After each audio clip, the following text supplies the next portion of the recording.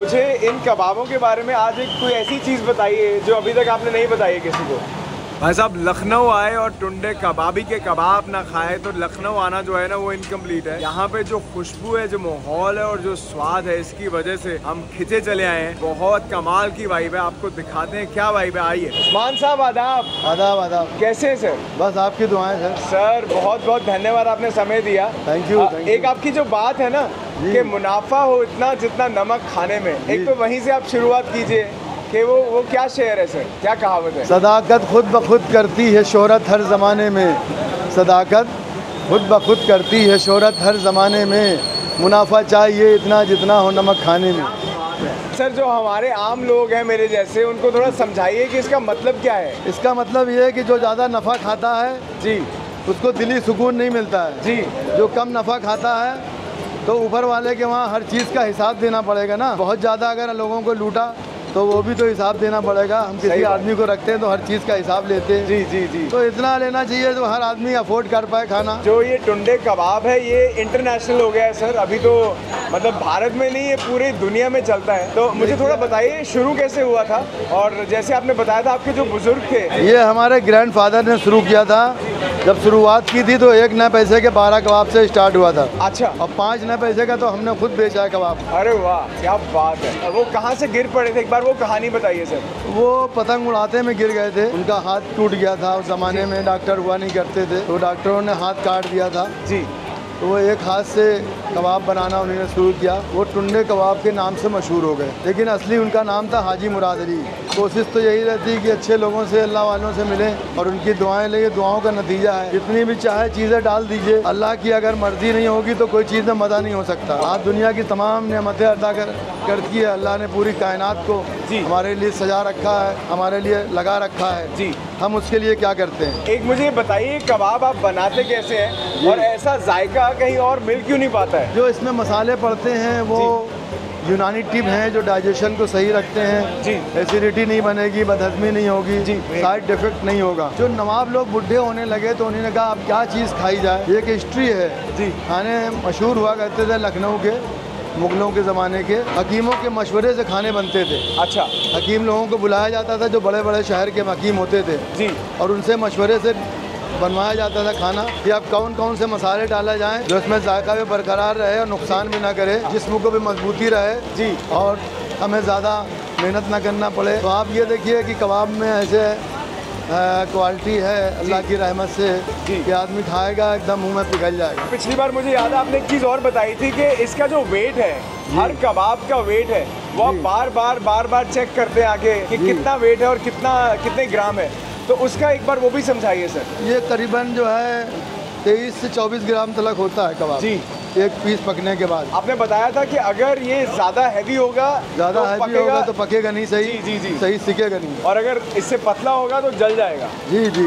Mutton के कबाब है और यहाँ पे मसाले जो है वो अलग अलग किस्म के जाते हैं। सर, इसमें आपने 54 बताए थे, कितने बताए थे सर? बहुत ज़्यादा, 100 से ज़्यादा मसाले पड़ते हैं। 100 से ज़्यादा मसाले है कबाब।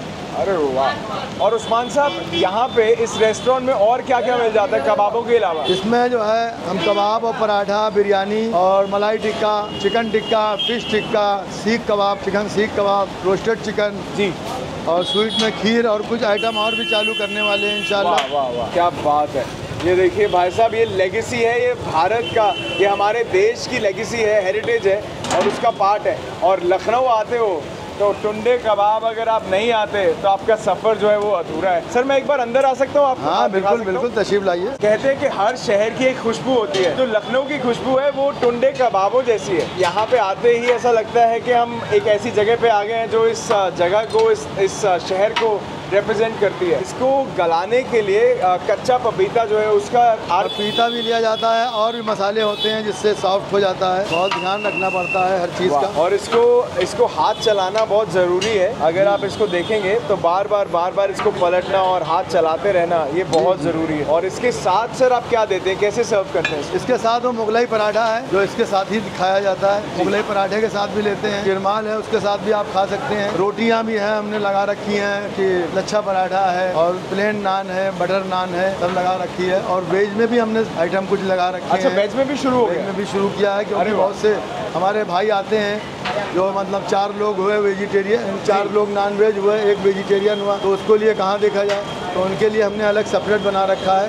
इंशाल्लाह वो भी बहुत अच्छा होता है। ये जो प्रेपरेशन है ये टोटली देसी घी में है? नहीं, देसी घी में नहीं, रिफाइंड में है। रिफाइंड में? ये रिफाइंड में प्रेपरेशन है भाई साहब। और कबाब इतने कमाल है कि आप एक्चुअल में यहाँ पे जब आके खाएंगे तो आप बोलेंगे भाई कमाल ही हो गई है। माहौल इतना कमाल है कि जब भी आप कभी टुंडे कबाब पे आएंगे अमीनाबाद में तो आपको दिखेगा कि कितनी भीड़ लगी हुई है। सर पराठे के बारे में बताइए। पराठा ये बिल्कुल सॉफ्ट होगा, इसमें घी नहीं होगा, ऑयल नहीं होगा। जी जी। और सर आप तो खुद उस्ताद हैं, आप तो खुद सब कुछ खुद ही बनाते हैं। देखिए ऐसा है, जब तक आपको आता नहीं होगा जब तक वो नहीं हो पाएगा। जी जी जी। तो आपने अपने पिताजी से सीखा है? जी जी। अरे वाह, ये देखिए तो पराठा जो है अगर आपको खुद सेकना नहीं आता है तो आप बेच भी नहीं पाएंगे, ये उस्मान साहब कहते हैं। और अभी भी अपने हाथों से जो कबाब है और इसकी जो मॉनिटरिंग है वो करते हैं। उस्मान साहब एक चीज़ बताइए, अगर किसी को यहाँ आना हो तो आपका एड्रेस क्या है और अब कहाँ कहाँ दुनिया में फैल गए? ये एड्रेस अमीनाबाद का है। दुबई में भी अभी ओपनिंग की है पिछले महीने 14 तारीख को करामा में। तो अगर पराठे और कबाब खाने हो तो दुबई में भी मिलेंगे इंशाल्लाह। दुबई में बहुत कुछ मिलेगा वहाँ पे। सर हम जब जाते थे दुबई तो वहाँ देखते थे पाकिस्तान के बहुत सारे मशहूर रेस्टोरेंट है पर भारत का कोई नहीं था।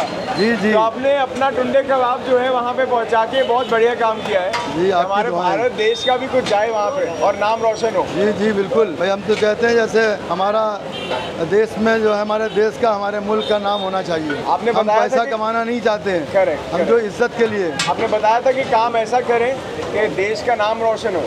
जी जी। ये देखिए इधर ये प्लेट जो है वो लग रही है और बिरयानी कबाब पराठे आपको यही मिलेगा यहाँ पे। और यहाँ अमीनाबाद वाली दुकान पे आप आइए और एंजॉय करिए। ठीक है उस्मान साहब, अभी हम इसको एंजॉय करते हैं, इसको चखते हैं और इंडल्ज करते हैं। आपका बहुत बहुत शुक्रिया। थैंक यू थैंक यू भाई साहब। ये शहर है अदबो अदाब का और ये शहर है टुंडे कबाब का। हमारी प्लेट भी जो है वो ये देखिए भाई, हमारी प्लेट भी तैयार है। क्या बात है, एकदम बढ़िया कबाब और पराठे और इसके नीचे ये प्याज, वाह जबरदस्त। ये है वो कबाब जिनकी वजह से इतनी भीड़ लगती है और इतने सारे लोग जो हैं वो काम करते हैं। और ये देखिए इधर इसके साथ पराठा है, तो पराठे की पहले तो यहाँ से एक बाइट तोड़ते हैं। और भाई ये फ्लेकी पराठा है, मतलब इसमें इतने सारे लेयर्स हैं ना कि आप जब यहाँ पे आके खाओगे तब आपको ज़्यादा अच्छे से समझ में आएगा। और ये हमने उठाया ये कबाब, ये पूरा, मैं तो वैसे पूरा खाऊंगा बट मैं आपको दिखाना चाहता हूँ कि इसकी कंसिस्टेंसी है क्या। ये देखिए एकदम सॉफ्ट, एकदम सॉफ्ट। ये भाई साहब हियर इज भाई साहब टुंडे कबाब के यहाँ पे ये है जी गलौटी कबाब टुंडे कबाबी के। हियर गोस।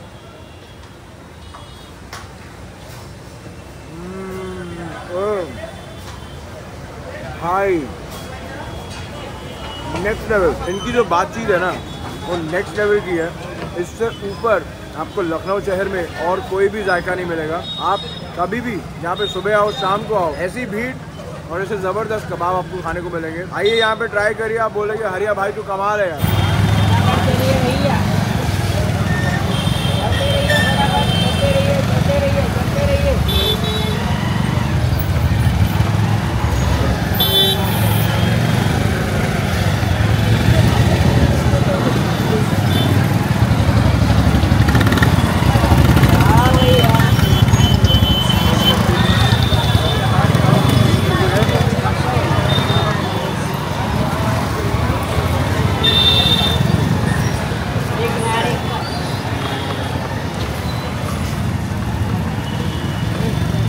और भाई साहब इतने बढ़िया कबाब खाने के बाद प्रकाश की कुल्फी कैसे भूल सकते हैं। तो प्रकाश की कुल्फी हम खाने आए हैं अभी प्रकाश कुल्फी पे।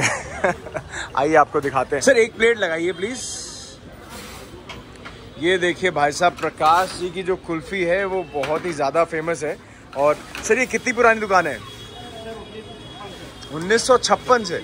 और ये देखिए अभी आपको दिखा, अच्छा इधर है, मैं उधर ही देखता रह गया भैया। एक सेकेंड ना, एक सेकेंड। ये देखिए ये मटका है एक बहुत बड़ा सा और इसमें ये कुल्फी ये हटाई। इसमें क्या क्या होता है सर?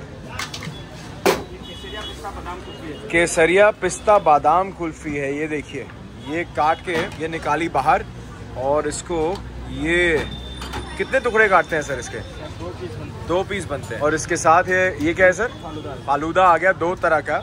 और ये गुलाब जल भी आ गया है, अरे वाह। और ये चम्मच और आपकी प्लेट तैयार। भैया कितने की है ये?